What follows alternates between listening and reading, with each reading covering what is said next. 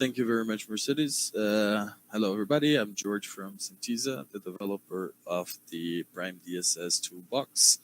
I'll be demonstrating for you in a second our implementation of this regression algorithm that Marco just demonstrated in his presentation. So I guess you guys can see my screen now. Yes.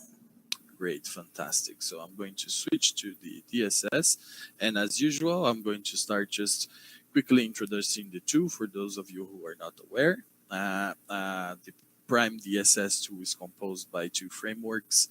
The main DSS framework, which contains the tools, and the wiki, which is a support wiki constructed on top of a wiki framework to provide information about the different tools and where you can find more about the different researches. I would like to reiterate again that this is a prototype. We are still working on updates and adding more data, but the tools are already functional and you can register and test them to yourself and see the different results that we're going to demonstrate. If you are not registered, if you go to the dss.primefish.eu homepage, you will see this page that I'm showing you now. And you can see at the top right corner, there's a register button or a register link that you can click, and it will take you to a registration page where you can fill the information and register yourself.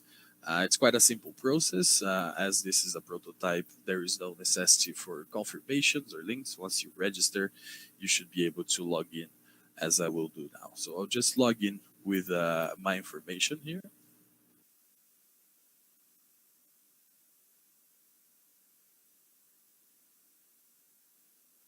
And once you log in, you're going to be redirected to the home page of the DSS, where you can find quick access links to all of the tools, the latest tweets by Primefish project and their partners, and also a link to the wiki and to the main website of the project with more information about the project.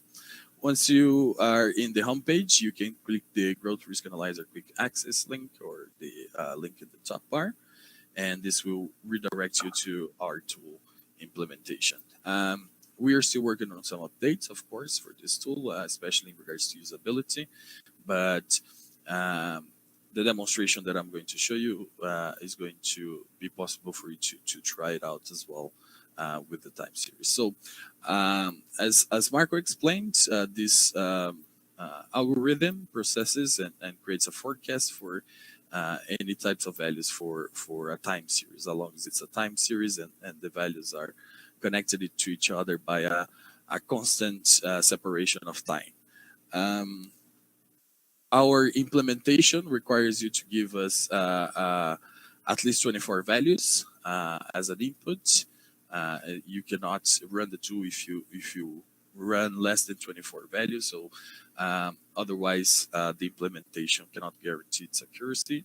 And of course, also the longer the time span after the forecast, the less accurate is the prediction. So there are two forms that you can use this tool. One is through bulk data upload or manual data upload.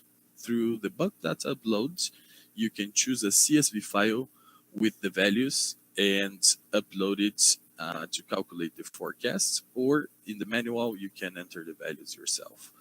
The format for the manual input is value after each value separated by a semicolon. So 15, for example, and then you put the next one and then semicolon and so on and so forth. If you try to calculate with less than 24 values, you're going to see an error message. And also if you enter a value that is not accepted, like a string or a wrong value, you're also going to have an error message for that. For the data, for the bulk data upload, I'm going to quickly show you the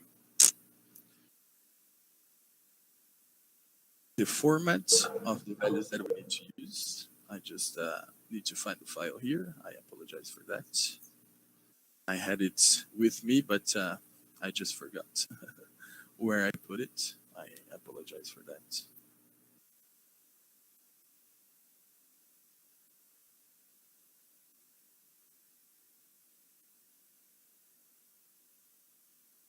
1 second, please. While I locate and ready the file, I'm going to show you the manual data upload. I have some values prepared here. So if I input this time series here, it's just a bunch of values that I extracted. It simulates the number of flights throughout a period of time.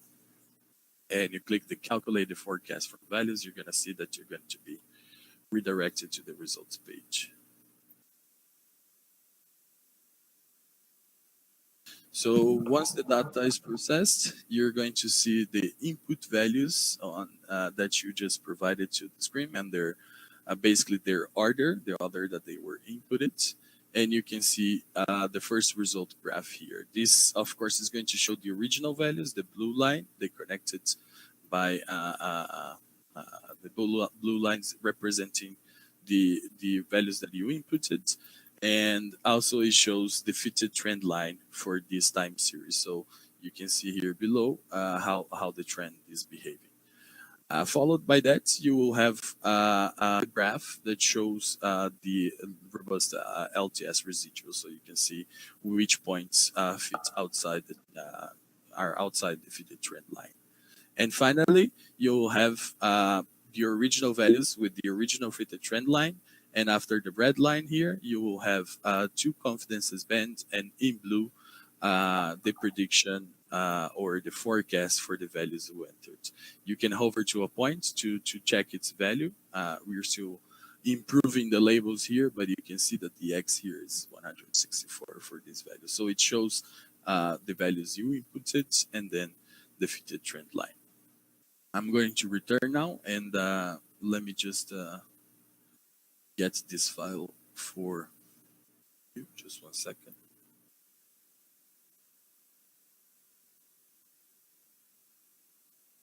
To open this and show you the structure of the CSV file. It's very simple for you to enter the bulk data. You can just input each value in a single line in the first line of an Excel spreadsheet, and then just save as and choose the type as CSV. I'm not going to demonstrate here because I realize now that my office is in Portuguese, so probably will not understand, but I already have the file there, so just choose it from my downloads. And once I upload the file, if everything is all right, you're going to see that no error messages are displayed, and you can just click to upload and calculate. And on that file, I just we just had some also random values, and you can see again the original fitted trend line, the original line, and the fitted trend line. And here in the residuals, you can see the points that fit outside of the curve. And finally, you can see the prediction and the forecast. So you have your original values in black, and then you have the fitted trend line and your prediction for the following months. And that's my demonstration. So I hope you enjoyed, and I'm open to any questions if you have about the implementation, and I give the floor back to